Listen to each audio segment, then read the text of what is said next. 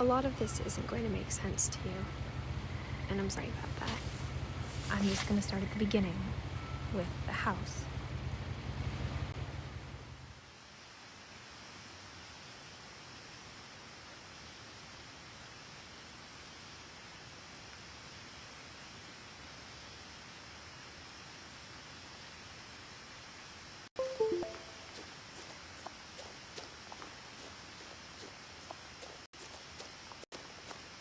I lived here until I was 11, but I wasn't allowed into half the rooms.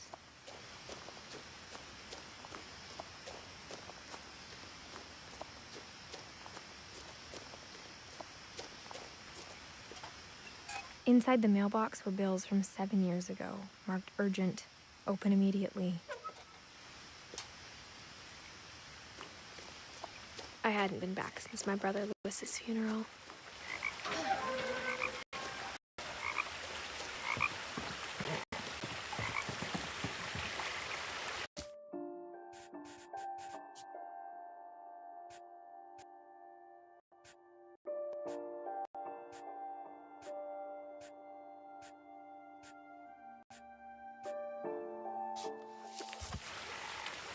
In her will, my mother left me a key, but didn't tell me what it unlocked.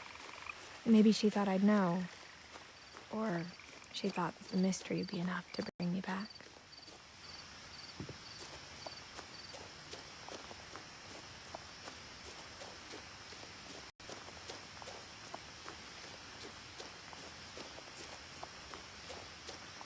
No one had driven this way in a long time, but I saw a few hoof prints.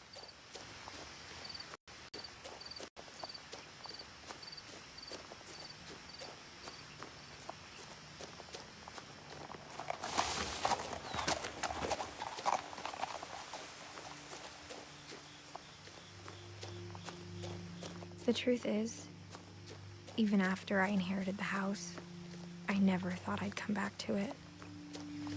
But now I had questions about my family that only the house knew the answers to.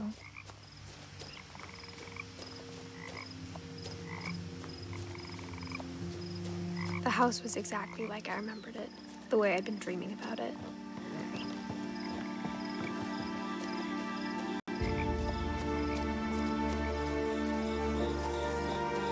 As a child, the house made me uncomfortable in a way I couldn't put into words.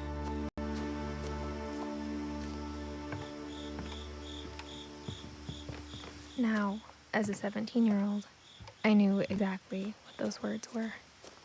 I was afraid of the house. I hoped the key might unlock the front door. It didn't.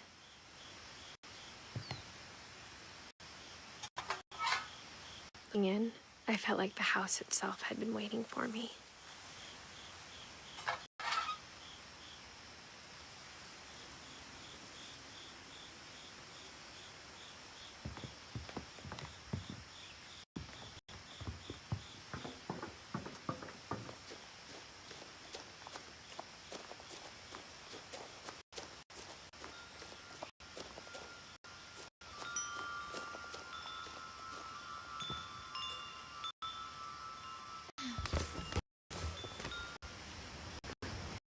Crawling through the doggy door used to be a lot easier when I was 11.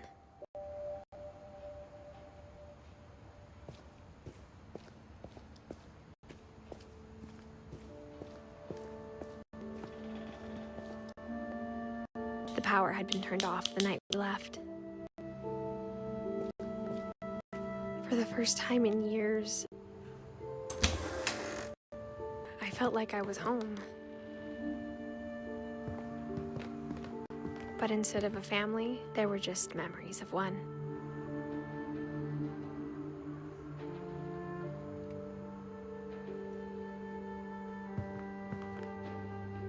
Like how after Lewis started working at the cannery, we all got sick of eating salmon, except our cat, Molly. The table was still a wreck from the night we left. It was like a bomb had gone off, killing everyone but sparing the furniture.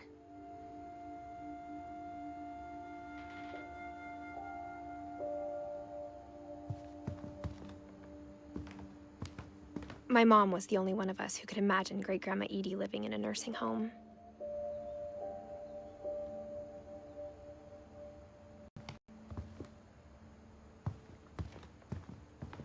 Nothing in the house looked abnormal.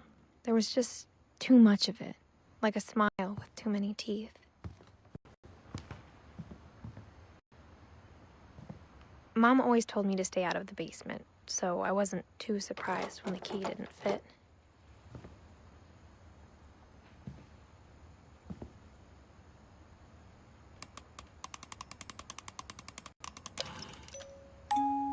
Great-Grandpa Sven built a music box for Barbara, along with the rest of the house.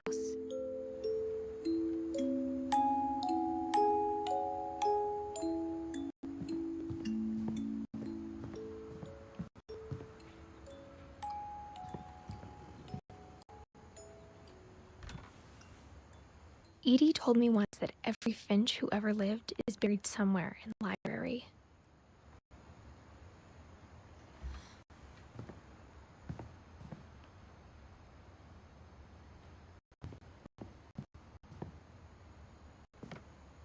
After Milton disappeared, Mom sealed up all the bedrooms. Then Edie retaliated and drilled deep holes.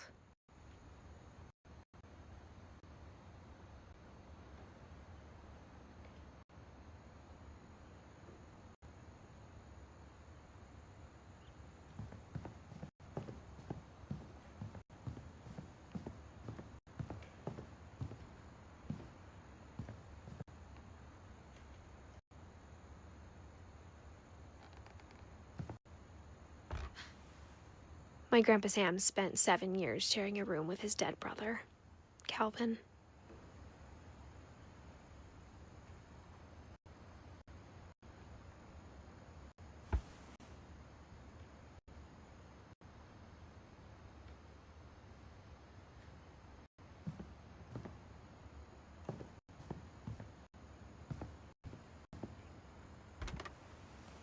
As a kid, I just assumed every house had peepholes and sealed rooms you weren't allowed inside of.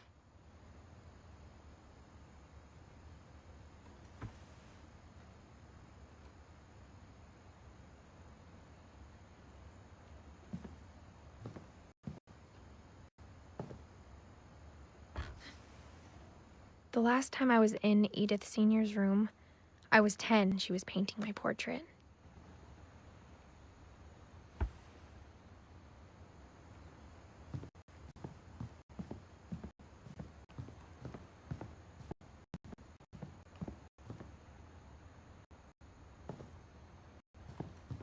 I spent a lot of time playing in Great Uncle Walter's room. He told me there were secret passages, but I never believed him.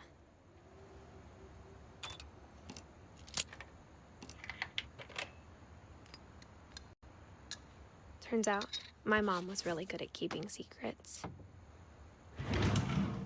Now it was time to find out what my mom had been afraid of.